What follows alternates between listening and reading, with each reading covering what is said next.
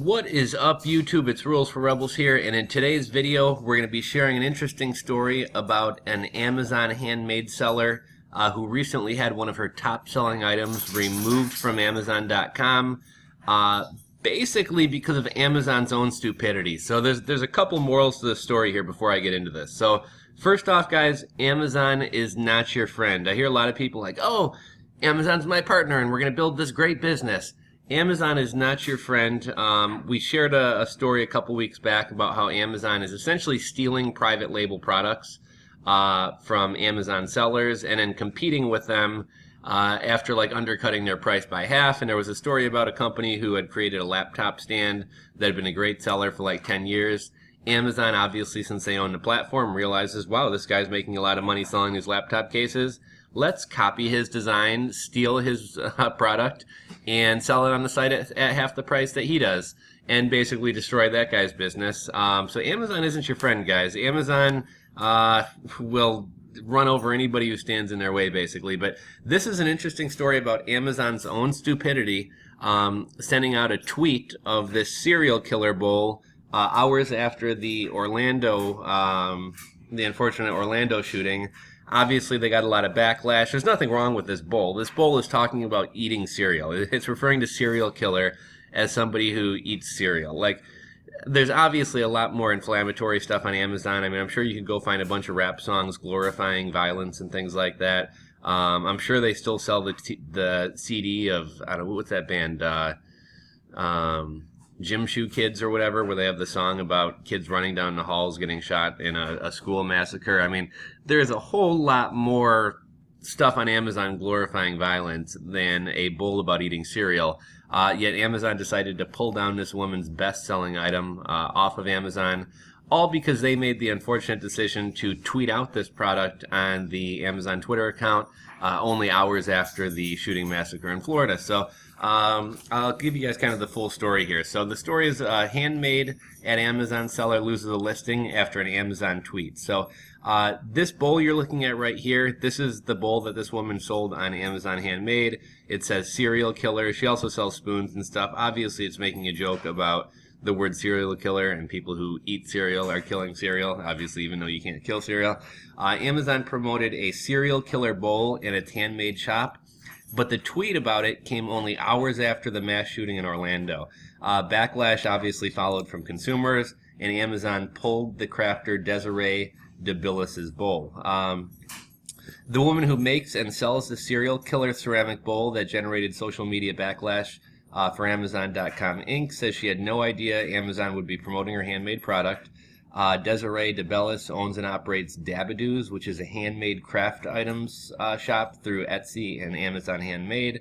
And at 10 a.m. Central Time on Sunday, just hours after 49 patrons at a gay nightclub in Orlando were gunned down, Amazon tweeted a photo of this Dabadoo bowl with the word serial killer and a red paint splatter that looks like bloodstains, along with the hashtag guilty as a hashtag. Amazon quickly deleted the tweet about an hour later, but not before dozens of Twitter users responded, calling it offensive and insensitive.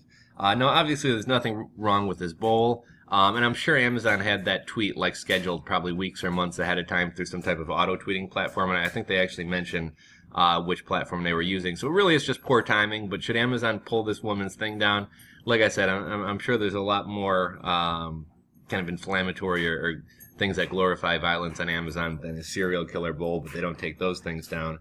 Amazon deleted the tweet. Let's see. I guess a lot of Twitter users called it offensive and insensitive. And DeBellis says Amazon did not notify her that they planned to tweet an image of her product or a link to it. Now, typically, that would be a great thing if Amazon tweets out your product as a featured product.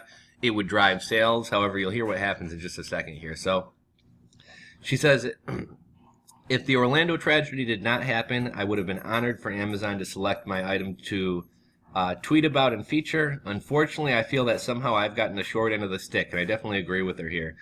Thanks to poor timing on the part of Amazon, I have personally lost hundreds in sales because somebody was not diligent, she says in an email to the internet retailer.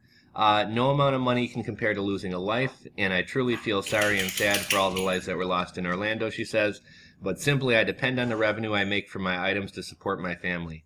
Amazon created the tweet using a social media marketing platform called Sprinkler. It's probably similar. I haven't heard of that one, but it's probably similar to like Hootsuite or IFTTT. Probably similar to those sites where you auto schedule your tweets. And DeBellis says the retailer and vendor should take responsibility for the tweet. An Amazon representative says the retailer has no comment. And Sprinkler also did not return requests for a comment. Amazon removed the serial killer bowl product listing later Sunday and sent an email to DeBellis. And it says, quote, "My item was removed from their catalog because it was identified as prohibited for listings or sale due to their offensive products policy." This is an absolute joke.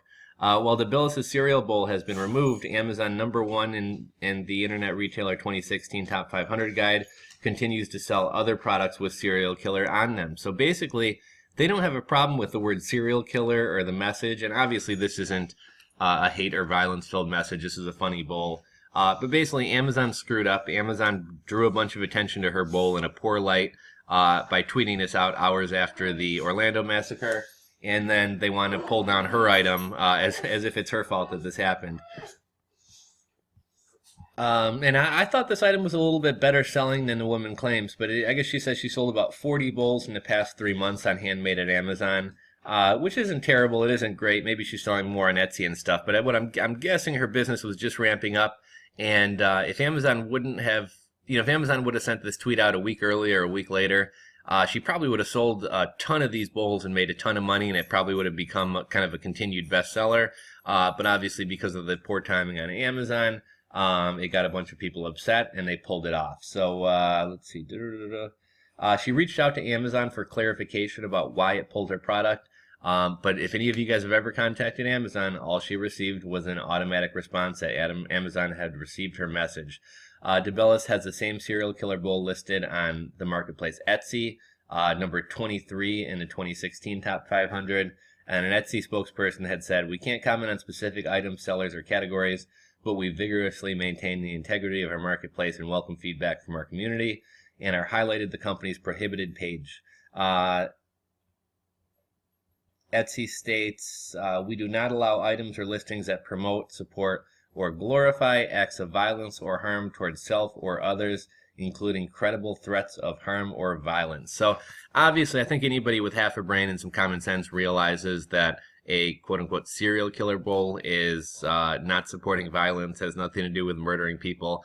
It's a play on the word serial killer about eating cereal. So really stupid there, but this just kind of goes to show, don't build a couple lessons we can learn from this. Number one, don't build your business around Amazon. There's so many people who have no website, have no eBay presence, they don't have a Shopify store, and they may be doing very well, but they're doing very well on Amazon. Now, if something like this happens to you and Amazon pulls your product and you don't have a presence anywhere else on the web, guess what? Your business just goes down the tubes and you're pretty much stuck sitting on all this inventory you had. So never trust Amazon, never trust eBay, never trust PayPal, never rely on one selling platform, especially if it's a third-party selling platform. If you have your own website, people can get as upset as they want about what you sell, but at the end of the day, you have to pull down your item.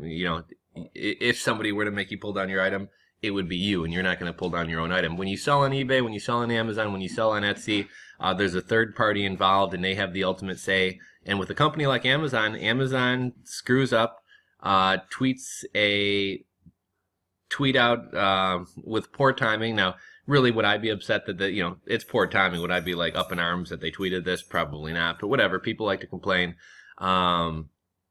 And so Amazon has a poor timing of tweeting this out right after the tragic incident in Orlando. People get upset, and instead of Amazon taking some accountability for it, Amazon pulls down this woman's listing and basically destroys her business. So again, guys, Amazon is not your friend. Amazon is not your partner in business. They're a tool. Use them, get as much out of them as possible. But ultimately, to me, at the end of the day, my goal is to drive customers off eBay and Amazon to my own website. Why jump through eBay and Amazon's hoops? Why leave my business in the hands of a third party? Why pay them 15% in fees when I can drive them over to my website and pay 1.5% in merchant processing fees and cut out all the other nonsense? So I use eBay, I use Amazon, I make money on them, but my ultimate goal in being on those platforms is to steal those customers off of those platforms and drive them to my own website, and that should be your goal as well. But I just wanted to share this story with you guys. I know Amazon's been, don't get me wrong, I'm an Amazon Prime member, I love Amazon, I shop on Amazon, I sell on Amazon, but I have no naivety that Amazon is not my friend. Amazon could pull my listings down at any time. Amazon has pulled my listings down and held 40 grand of my money for over 3 months. So Amazon's not your buddy. Amazon's not your friend. Use them as a tool, and don't be used by them. Don't rely on them for your business, etc. So what do you guys think about this story? Is this fair that this woman's cereal bowl was pulled down because of a poorly timed tweet on Amazon's part, or did Amazon screw up here and they should kind of take some accountability, apologize for the tweet, and let this woman's product remain back up on there? And let's do one more thing here. I'm just curious to see, they said other people are selling serial killer stuff. Serial killer. Okay, so we got serial killer spoons, serial killer shirts, serial killer. So, I don't see why the bowl is so offensive, and then other people are allowed to have serial killer, but whatever. A lot of the times, eBay, Amazon, all these companies are very arbitrary about what they do. They'll ban you for doing something, and then you'll see 10,000 other sellers on the platform doing the same thing. So that's a problem with dealing with third parties. It's out of our control, and there's really nothing you can do. And if you've ever tried to communicate with eBay or Amazon, you get a whole lot of form letters and automated responses and not a whole lot of action. The only way I've ever found to really get any action is by figuring out what the CEO's email address is, as well as all the people in the corporate and executive offices, and just blast them with emails complaining about my issues. And sure enough, the executive offices typically wind up calling me back. But that's really the only way that I can ever get any real action or get anything done in a timely manner with any of these companies. But yeah, curious to hear your guys' thoughts. Leave a comment below. Let me know what you guys think about this incident. Was it fair? Was it not fair? Let me know what you think. If you like this video, please give it a thumbs up. If you're not subscribed, just to the bottom left of this video, click that subscribe button. And stay tuned, guys. We got some great content coming out later in the week. We'll catch you on the next video.